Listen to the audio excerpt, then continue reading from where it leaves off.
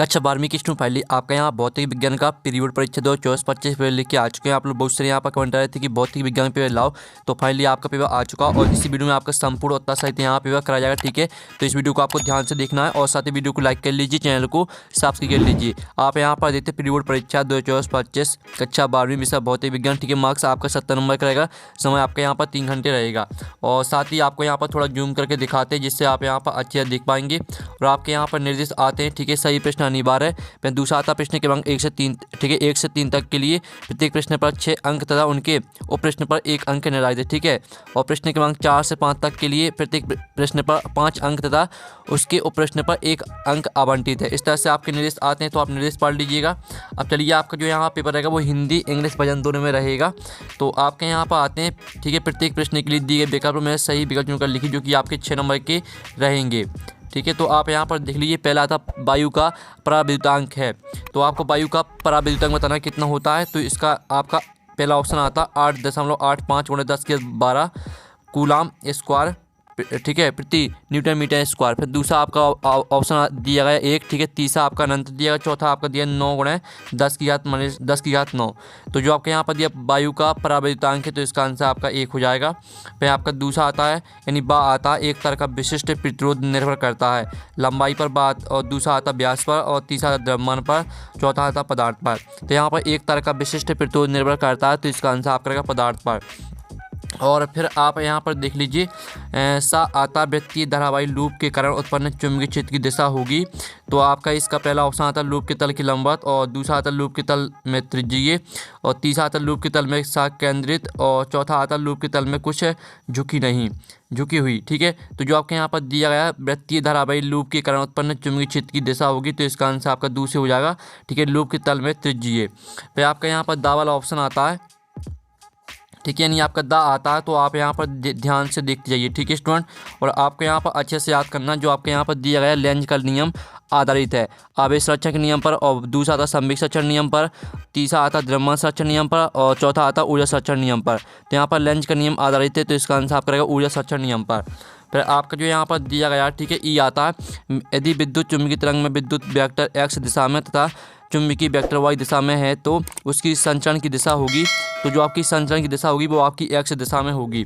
फिर आपके यहाँ पर आता, ठीक है, फा आता है प्रकाश किरण के एक माध्यम से दूसरे माध्यम में जाने पर निम्नलिखित में से कौन सी राशि नहीं बदलती है। तो इसका आपका पहला ऑप्शन आता चाल, और दूसरा आता तरंग दैर्घ्य, तीसरा आता आवृत्ति, चौथा आता आयाम। तो इसका आंसर आपका आवृत्ति हो जाएगा। ठीक है, तो इस तरह से आपके जो यहाँ पर सही विकल्प वो कंप्लीट हो जाते हैं। और साथ ही इंग्लिश मीडियम के स्टूडेंट भी देख लीजिए, जिस तरह से हमने यहाँ पर हिंदी मीडियम के स्टूडेंट के लिए आंसर बताएं, तो उसी तरह से आपको याद करने हैं।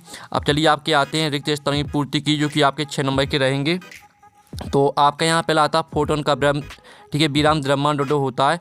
तो फोटोन का विराम द्रव्यमान आपका यहाँ पर कितना होता है, वो 0 होता है। ठीक है, तो इसका आंसर आपका 0 हो जाएगा।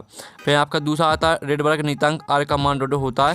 तो यहाँ पर रेडबर्ग नियतांक आर का मान आपका होता है, ठीक है, 1.097 × 10⁻⁷, ठीक है, 7, ठीक है, मीटर की घात -1, ये आपका आंसर रहेगा। फिर आपका तीसरा आता है इलेक्ट्रॉन नाभिक के चारों ओर केवल उन कक्षाओं में परिक्रमण करता है जिनके लिए कोणीय संवेग का मान ... पूर्ण गुणज होता है। तो इसका आंसर रहेगा आपका n/2π गुणज। ठीक है, n/2π का एक पूर्ण गुणज होता है। फिर आपका चौथा आता है सिलिकॉन परमाणु में बाह्यतम कक्षा में इलेक्ट्रॉन पाए जाते हैं। तो यहाँ पर सिलिकॉन परमाणु में बाह्यतम कक्षा में आपके 14 इलेक्ट्रॉन पाए जाते हैं। ठीक है, इसका आंसर आपका 14 हो जाएगा। फिर आपका आता 5वां, ठीक है, 3 μF के 3 संधारित्र श्रेणी क्रम में संयोजित है, तो संयोजन की तुल्यधारिता डोडो होगी। तो जो आपके यहाँ पर संयोजन की तुल्यधारिता रहेगी वो आपकी HF रहेगी, HF। ठीक है, HF आपका इसका आंसर हो जाएगा। फिर आपका 6वां आता 2 समानांतर चालक तारों में एक ही दिशा में धारा प्रभावित होने पर इनके मध्य बल डॉट प्रकृति का होता है। तो जो आपका यहाँ बल है वो आपका, ठीक है, कोणीय बल। ठीक है, जो आपका यहाँ पर इनके मध्य बल धनात्मक प्रकृति का होता है। ठीक है, इसका आंसर आपका धनात्मक हो जाएगा। ठीक है, तो आप यहाँ पर अच्छे से याद कर लीजिएगा। अब चलिए आप यहाँ पर इंग्लिश से मीडियम के स्टूडेंट भी देख लीजिए। ठीक है, तो यहाँ पर इंग्लिश से मीडियम के स्टूडेंट देख सकते हैं। आप प्रश्न आपका 3 आता है 70 लिखिए, जो कि आपके 5 नंबर के रहने वाले हैं। तो आप यहाँ पर देख लीजिए, आपका यहाँ पहला आता है अवतल दर्पण की फोकस दूरी धनात्मक होती है, तो पहला आपका असत्य हो जाएगा। ठीक है। जो दूसरा आता है माध्यम के घनत्व के साथ प्रकाश की चाल में परिवर्तन प्रकाश के अपवर्तन का कारण है, तो आपका यहाँ पर यह सत्य रहेगा। और जो आपका तीसरा आता है दो स्वतंत्र स्रोतों से प्रकाश का व्यतिकरण संभव है, तो आपका यह असत्य हो जाएगा। ठीक है, तो आपको यहाँ पर अच्छे से याद करते जाना है। फिर आपका चौथा आता है एक फोटोन केवल एक इलेक्ट्रॉन को ही उत्सर्जित कर सकता है, तो चौथा आपका यहाँ पर रहेगा सत्य। और जो आपका यहाँ पाँचवा आता है हाइड्रोजन परमाणु की आयनन ऊर्जा 13.6 EV होती है, तो आपका यह सत्य रहेगा। ठीक है, तो इस तरह से जो आपके सत्य वो कंप्लीट हो जाते हैं। और साथ ही यहाँ पर इंग्लिश से मीडियम के स्टूडेंट भी देख लीजिए। फिर आपकी आती है सही जोड़ी बनाइए। ठीक है, स्तंभ अवयव में आपकी सही जोड़ी दी गई। पहले आती है विद्युत धारा, तो आपको यहाँ पर विद्युत धारा को मैच करना है, ठीक है, एम्पियर से। और जो दूसरी आती है आपकी चालकता, तो चालकता को आपको ओम इनवर्स से मैच कर देना है। तीसरी आती है आपकी प्रतिरोधकता, तो इसको मैच कर देना आपको ओम मीटर से, आपकी तीसरी हो जाएगी। चौथी आती है विद्युत वाहक बल, तो विद्युत वाहक बल को आपको वोल्ट से मैच कर देना है। और पाँचवीं आती है चुंबकीय फ्लक्स है, तो चुंबकीय जो फ्लक्स है वो आपको मैच कर देनी है यहाँ पर वेबर से। ठीक है, ये आपकी पाँचवीं हो जाएगी। जो छवीं आती है स्वप्रेरकत्व, तो इसको आपको हेनरी से मैच कर देना है। ठीक है, तो इस तरह से आपकी जो सही जोड़ी वो कंप्लीट हो जाती हैं। आपने अच्छे से याद कर ली होंगी। साथ ही यहाँ पे इंग्लिश से मीडियम के स्टूडेंट भी देख सकते हैं। अब प्रश्न आपका यहाँ 5 आता है। ठीक है, एक शब्द वाक्य में उत्तर दी जो कि आपके 5 नंबर के रहेंगे। तो पहला था एक पूर्ण चक्र में प्रत्यावर्ती धारा का औसत मान कितना होता है, तो यहाँ पर एक पूर्ण चक्र में प्रत्यावर्ती धारा का जो औसत मान होता है वो आपका कितना होता है। ठीक है, इसका आंसर आपका हो जाएगा 0। ठीक है, आपके यहाँ पर 0 होता है। और जो आपके यहाँ पर दिया गया है प्रकाश के व्यतिकरण के लिए किस प्रकार के स्रोत की आवश्यकता होती है, तो इसका आंसर है कला संबद्ध। ठीक है, कला संबद्ध स्रोत की आवश्यकता होती है, तो कला संबद्ध आपका इसका राइट आंसर रहेगा। और किसी परमाणु की स्थायी कक्षा किसे कहते हैं, ठीक है, इसका आंसर भी हम आपको बता देंगे। चौथा आता है सूर्य का प्रकाश विद्युत क्षेत्र अथवा चुंबकीय क्षेत्र में विक्षेपित क्यों नहीं होता।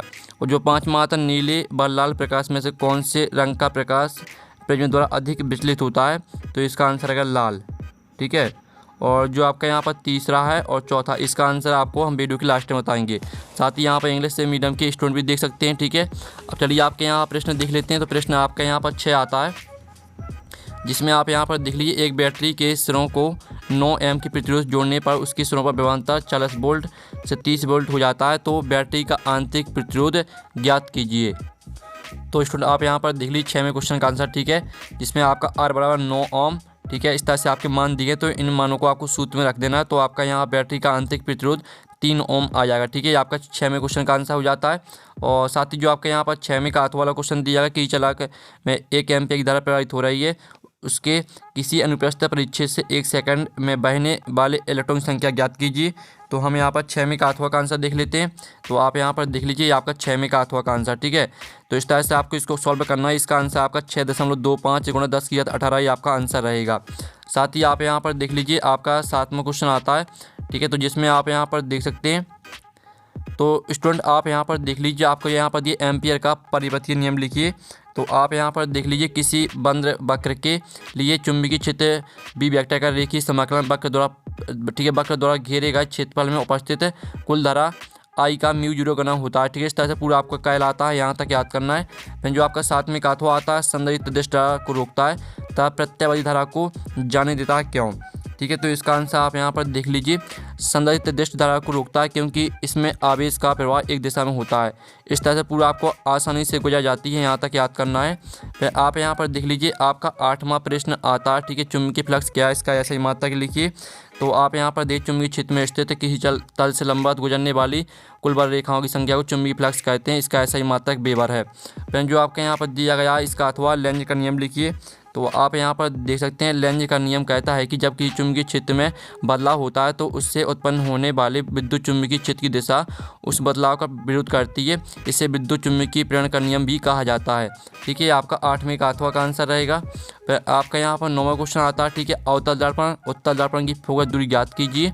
ठीक है, यदि प्रत्येक की वक्र त्रिज्या 20 सेंटीमीटर हो, तो जो आपकी यहाँ वक्र त्रिज्या वो 20 सेंटीमीटर दी गई, तो आपको अवतल दर्पण और उत्तल दर्पण की फोकस दूरी निकालनी है। ठीक है, तो आप यहाँ पर देख लीजिए जो आपकी अवतल दर्पण की फोकस दूरी रहेगी वो आपकी 10 सेंटीमीटर रहेगी और उत्तल दर्पण की फोकस दूरी भी आपकी 10 सेंटीमीटर रहेगी। ठीक है, आपका 9वें क्वेश्चन का आंसर।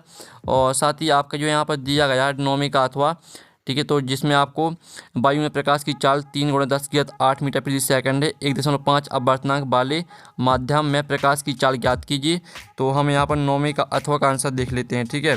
तो आप यहाँ पर देख लीजिए, ये आपका 9वें का अथवा का आंसर। पहले तो आपको सूत्र लगाना है किसी माध्यम में प्रकाश की चाल, तो इस तरह से सूत्र आपको सूत्र में मार रख देना। तो इसका आंसर आपका 2 × 10⁸ मीटर प्रति सेकंड, ये आपका आंसर रहेगा 9वें का अथवा का। फिर आपका यहाँ पर 10वां आता विस्थापन धारा किसे कहते हैं।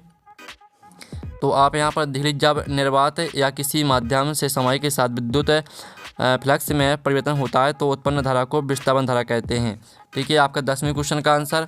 और साथ ही आप यहाँ पर देख लीजिए, जो आपके यहाँ पर दिया गया है, साबुन का बुलबुला रंगीन दिखाई देता है क्यों, ठीक है।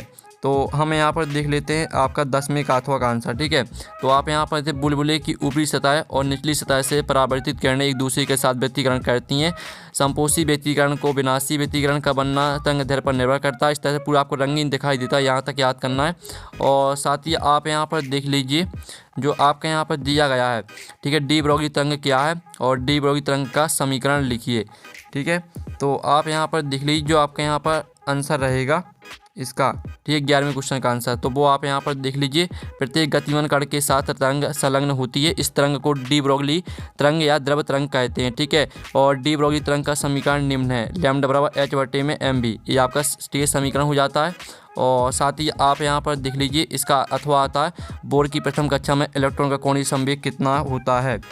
तो आप यहाँ पर देख लीजिए, इसका जो आंसर रहेगा 11वें का अथवा का आंसर, तो वो आप यहाँ पर देख लीजिए, आपका 11वें का अथवा का आंसर है, ठीक है। प्रथम कक्षा में इलेक्ट्रॉन का कोणीय संवेग h/में 2π होता है, ठीक है, आपका आंसर रहेगा। फिर आप यहाँ पर देख लीजिए, आपका आता है पीएन संधि डायोड क्या, 12वां क्वेश्चन, ठीक है। तो आप यहाँ पर देख लीजिए, यदि p प्रकार के अर्धचालक को n प्रकार के अर्धचालक के साथ विशेष विधि द्वारा, ठीक है, जैसे डोपिंग कहते हैं, जोड़ दिए जाए तो इस संयोजन को पीएन संधि डायोड कहते हैं, ठीक है। इस तरह से पूरा आपको याद कर लेना है। अब चलिए आपके यहाँ 12वें का अथवा देख लेते हैं। तो स्टूडेंट आपके यहाँ 12वें का अथवा आता है, ठीक है, वो आप यहाँ पर देख लीजिए, किसी शुद्ध अर्धचालक का ताप बढ़ाने पर उसकी चालकता पर क्या प्रभाव पड़ता है, ठीक है, आपको यह बताना है। तो चलिए हम यहाँ पर आपका 12वें का अथवा का आंसर देख लेते हैं। तो आप यहाँ पर देख लीजिए, ये आपका 12वें का अथवा का आंसर, ठीक है। ताप बढ़ाने से सही संयोजक बंध टूटने के कारण इलेक्ट्रॉन होल अधिक संख्या में उत्पन्न हो जाते हैं, जिससे विद्युत चालकता बढ़ जाती है, ठीक है, आपका 12वें का अथवा का आंसर। और साथ ही आपका यहाँ पर देख लेते हैं 13वां प्रश्न। तो स्टूडेंट आपके यहाँ पर 13वां प्रश्न आता है, जिसमें आप यहाँ पर देख लीजिए, किसी विद्युत चल के आंतरिक प्रतिरोध को परिभाषित कीजिए और इसका मान किन किन कारकों पर निर्भर करता है, ठीक है। तो हम यहाँ पर 13वें क्वेश्चन का आंसर देख लेते हैं। तो आप यहाँ पर देख लीजिए, आपका यहाँ पर कि इस सेल का आंतरिक प्रतिरोध निम्नलिखित कारकों पर निर्भर करता है। पहला आपका कारण है यहाँ पर दिया, दूसरा, तीसरा, चौथा, ठीक है। इस तरह से आपका ये 13वें क्वेश्चन का आंसर है। और जो आपका 13वें का अथवा दिया गया है, ठीक है, अपवाय वेग या अनुवर्ण वेग किससे कहते हैं, अपवाय वेग और विद्युत धारा में संबंध स्थापित कीजिए। तो हम यहाँ पर 13वें का अथवा का आंसर देख लेते हैं, ठीक है। तो आप यहाँ पर देख लीजिए, आपका 13वें का अथवा का आंसर। पहले तो आप इतना स्क्रीनशॉट ले लीजिए, और इतना स्क्रीनशॉट लेने के बाद आप यहाँ पर स्क्रीनशॉट ले सकते हैं, ठीक है, इतना स्क्रीनशॉट ले लीजिए, ठीक है। और इतना स्क्रीनशॉट लेने के बाद आप यहाँ पर इतना भी स्क्रीनशॉट ले सकते हैं। तो इस तरह से आपका इसका आंसर हो जाता है।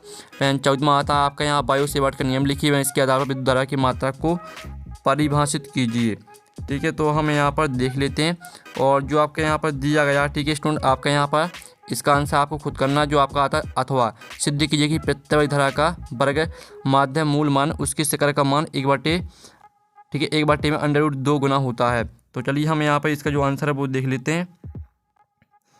तो स्टूडेंट आप यहाँ पर देख लीजिए, जो आपका इसका आंसर रहेगा 14वें का अथवा का आंसर, तो वो आप यहाँ पर देख लीजिए, ठीक है। ये आपका यहाँ पर 14वें का अथवा का आंसर है। तो इसको आपको पूरा याद करना है, ठीक है, और सॉल्व करके देखना है। फिर आपका यहाँ पर आता है 15वां क्वेश्चन, ठीक है। व्यतिकरण और विवर्तन में आपको 3 अंतर लिखने हैं। तो आप यहाँ पर देख लीजिए, आपका व्यतिकरण और विवर्तन में आपके 3 अंतर दिए गए हैं, ठीक है। तो तीनों अंतर को आपको याद करना है। फिर आपका जो यहाँ पर दिया गया है, ठीक है, हाइगन का द्वितीयक तरंगिकाओं का सिद्धांत लिखिए। तो आप यहाँ पर देख लीजिए, ये आपका 15वें का अथवा का आंसर, ठीक है, हाइगन के द्वितीयक तरंगिकाओं का सिद्धांत। तो इसको आप पूरा याद कर लीजिएगा। और जो आपके यहाँ पर दिया गया है, ठीक है, 18वां क्वेश्चन, ठीक है, 16वां क्वेश्चन, बोर मॉडल के अनुसार हाइड्रोजन परमाणु की nवीं कक्षा में इलेक्ट्रॉन के वेग का, ठीक है, वेग का व्यंजक आपको निकालना है। और जो इसका आंसर है वो आप खुद करना है। इसका अथवा आता है नाभिकीय विखंडन और नाभिकीय संलयन में कोई 3 अंतर लिखिए। तो चलिए हम यहाँ पर नाभिकीय विखंडन और नाभिकीय संलयन में 3 अंतर देख लेते हैं। पहला अंतर, दूसरा, तीसरा। ठीक है, ये आपके 3 अंतर आपको यहाँ से याद कर लेने हैं। और साथ ही जो आपके यहाँ पर 17वां क्वेश्चन दिया, पीएन संधि डायोड की कार्यविधि आगे अभिनति और पश्च अभिनति में समझाइए, इसका अथवा देख लीजिए। ठीक है, फिर आपका 18वां क्वेश्चन भी देख सकते हैं, लेंस निर्माता सूत्र की स्थापना कीजिए, और इसका अथवा आप यहाँ पर देख सकते हैं। ठीक है, जो इनके आंसर वो भी हम बता देंगे। फिर आपको 19वां क्वेश्चन आप यहाँ पर देख लीजिए। ठीक है, गतिक विद्युत भाग बल किससे कहते हैं, इसके लिए व्यंजक स्थापित कीजिए। और अथवा आता है प्रत्यावर्ती धारा परिपथ में औसत शक्ति के लिए सिद्ध कीजिए। फिर आपका 20वां क्वेश्चन भी देख सकते हैं। ठीक है, इस तरह से जो आपका पेपर है वो कंप्लीट हो जाता है।